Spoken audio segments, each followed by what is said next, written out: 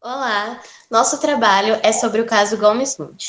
Mas antes, uma rápida contextualização.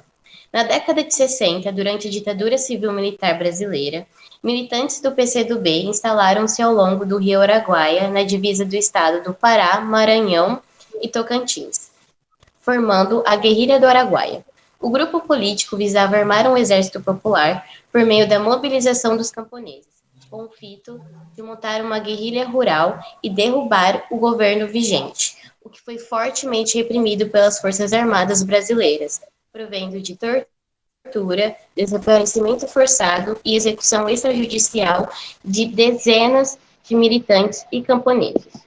Após o final do regime e com a volta da democracia, várias iniciativas estatais promoveram o reconhecimento dos crimes ocorridos durante este período, incluindo os referentes à guerrilha do Araguaia. A despeito disso, a impunidade dos responsáveis se manteve, baseando-se na lei da anistia, que concedia a anistia àqueles que cometeram crimes políticos ou tiveram seus direitos restringidos durante o regime militar. Em 2008, foi feito um relatório que considerava o Brasil responsável por uma série de direitos violados.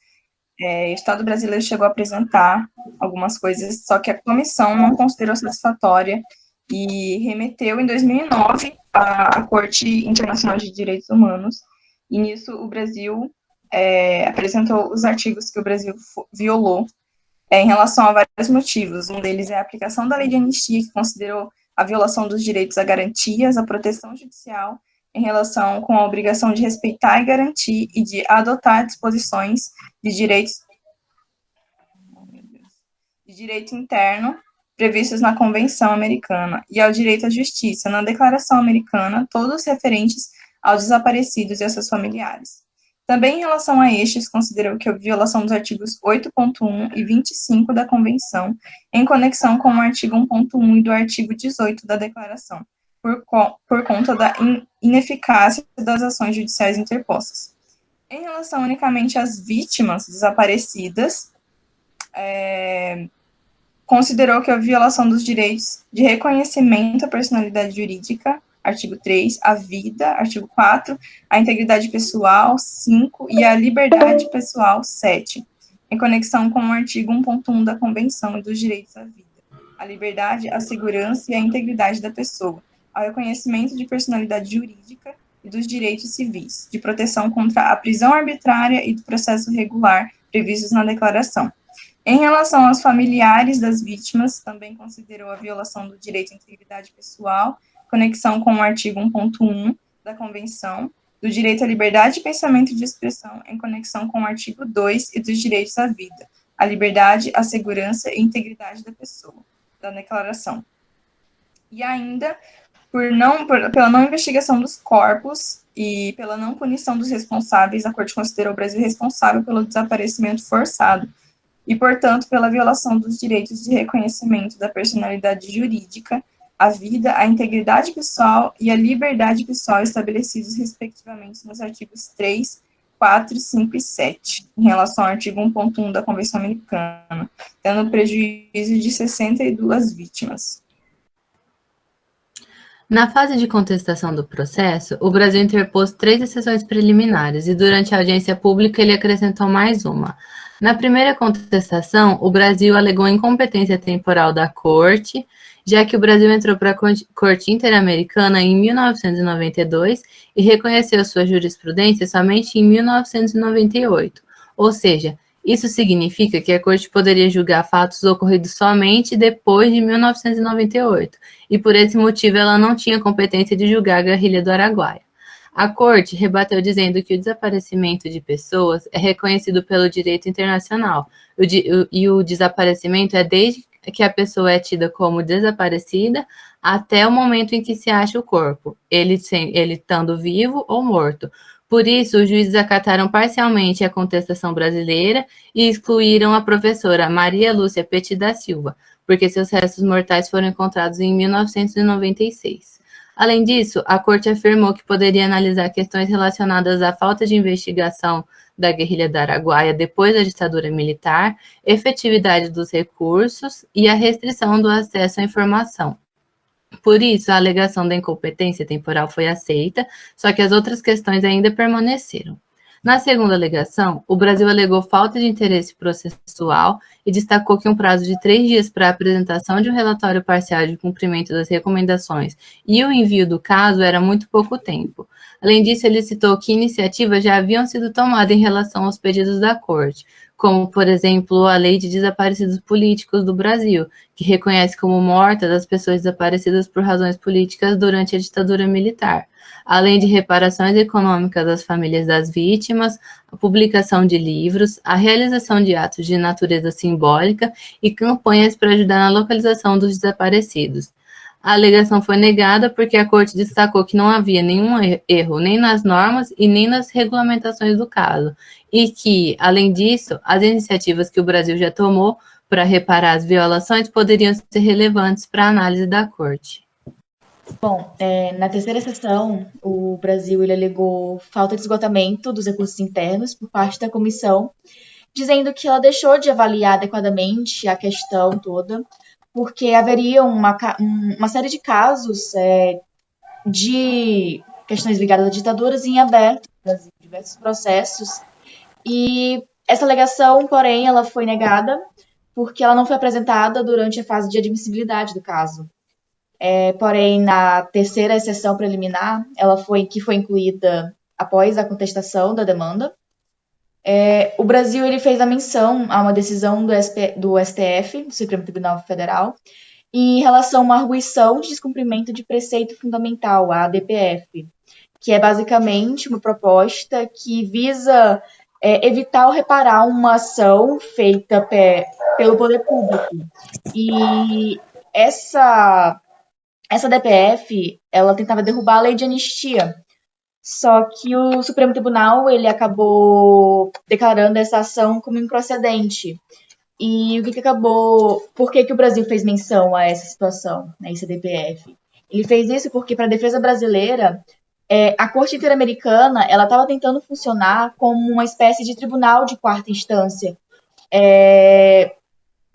E justamente porque ela estava tentando revisar uma decisão da alta corte brasileira, né? A corte, porém, ela rejeitou a exceção, né? Porque ela alegou que o CIDH ele não estava tentando revisar uma sentença do STF, muito menos examinar algum processo interno brasileiro. Ela só queria mostrar que a partir desse ponto tinha tido uma incompatibilidade dessa lei, da lei da anistia, com as obrigações internacionais do Brasil que estavam contidas quando ele assinou a convenção no processo. A Corte decidiu, então, por unanimidade, admitir parcialmente a exceção preliminar da falta de competência temporal interposta pelo Estado. Declarou desta forma que as disposições da lei da anistia eram incompatíveis com a Convenção Americana, não podendo seguir como empecilho para as investigações. Logo, dispôs que o Estado deveria conduzir investigações penais, determinar o paradeiro das vítimas, indenizar as famílias das vítimas, oferecer tratamento psicológico e médico, entre outras medidas, e tudo supervisionado pela Corte. Agora eu vou fazer a análise da moral, do direito e da política. Bom, para primeiro é preciso rever o que significou a lei de anistia, o que ela foi.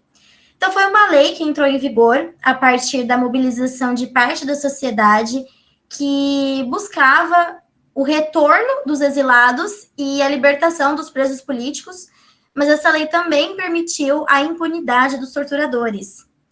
E tendo em conta que foi o decreto da mesma que levou a Corte Interamericana dos Direitos Humanos a julgar somente a não apuração do crime de desaparecimento, que percebemos o contraste entre a moral, o direito e a política.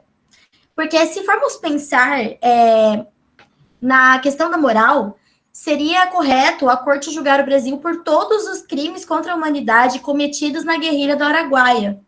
Mas até porque houve um apelo social da parte dos familiares que queriam o retorno, né, dos seus entes queridos, ou se não os corpos, né, para serem zelados. Mas esse julgamento, né, da corte para o Estado, reivindicando tudo isso e acusando todos os crimes acontecidos naquele dia, seria contra o que o direito fala, né? Seria errado nessa visão. Por quê? Porque quando o Brasil aderiu ao sistema interamericano de direitos humanos, ele aceitou a se submeter àquela jurisdição. Ele impôs uma condição. Então, a corte não poderia julgar o Brasil pelos crimes cometidos antes de dezembro de 1998. Então, só depois que o Brasil poderia ser processado. E a corte aceitou, né? Então, por mais que houvesse o desejo de julgar todos os crimes do caso Gomes Lund, a corte aceitou a imposição. Então, nesse caso, vigora as leis e os acordos jurídicos. Até porque a função mesmo da corte era fazer com que o Estado julgasse ele mesmo, né, por vontade própria, as questões referentes àquele dia. Então, a corte, na verdade, queria que o Estado, o governo, exercesse a sua função de soberania, né, de ser soberano, e não só em relação à força legítima, né, a legitimidade da coerção física, mas também de poder julgar e ter que julgar todos os casos e crimes que acontecem no seu território. Então, ademais, né, essa foi a visão moral e do direito. Agora, a questão política, que havia um interesse muito grande dos governantes da época em abafar o acontecimento. Então, eles fizeram de tudo ao seu alcance, ignorando a ética, a moral, o direito, para apagar as provas, para fazer com que tudo sumisse e eles se mantivessem em um certo estado de poder, ou até mesmo não fossem presos, né? Porque muitas pessoas importantes teriam sido condenadas. Então, podemos concluir que a política, a moral e o direito quase sempre não caminham juntas, por mais que elas estejam conectadas, pois cada uma delas tem as suas particularidades, em razão de vários fatores, como o tempo, o espaço, o costume, os limites, os interesses. Para finalizar, eu acho importante dizer que houve uma investigação, né, do desaparecimento dos corpos, onde estavam esses restos mortais, por várias pessoas. Então, teve uma equipe forense da Argentina que participou do caso, tal, mas também os militares brasileiros, que isso entra em contraste e em contradição com todos os aspectos, seja ele do direito, da política e da moral, porque, na verdade, estariam sendo os próprios... as próprias pessoas que cometeram esses atos a investigar e ir atrás daquilo, né? Não faz sentido. Então, uma outra curiosidade foi que o Brasil, ele, em 1948, sugeriu a criação da Comissão Interamericana dos Direitos Humanos, sendo que pouco tempo depois, ele feriu todas as normas e todos os princípios que ele, então, defendeu em 48. Para a gente ver como a moral ela é muito mutável, de acordo com a sociedade, de acordo com o tempo. E, enfim, mesmo com todos esses pesares da impunidade dos torturadores, de não poder julgar tudo por conta da lei da anistia, essa lei de 1979, ela ainda assim foi considerada uma vitória para a oposição, porque era melhor ter aquela anistia do que anistia nenhuma, porque, afinal de contas, eles queriam os seus entes queridos de volta, presos na ditadura. Então, por mais que motivados por diferentes aspectos, né, houve uma concordância entre as partes, entre governo e sociedade, por mais que a sociedade tenha sido motivada pela busca da justiça, baseada na moral, e o governo pela soberania, baseada no uso político da força para defender seus interesses em questão. E é isso aí. Esse foi o fim. E agora eu quero deixar com vocês essa frase do Armando Valladares, em Contra Toda a Esperança. O homem é um ser maravilhoso da natureza. Torturá-lo, despedaçá-lo e exterminá-lo por suas ideias não é só uma violação dos direitos humanos, é um crime contra a humanidade. É isso aí, muito obrigada. Meu nome é Manuela e o pessoal aí, Hélida, Maria Eduarda, Milena, Samira, nos empenhamos muito para fazer esse trabalho e esperamos que todos tenham gostado.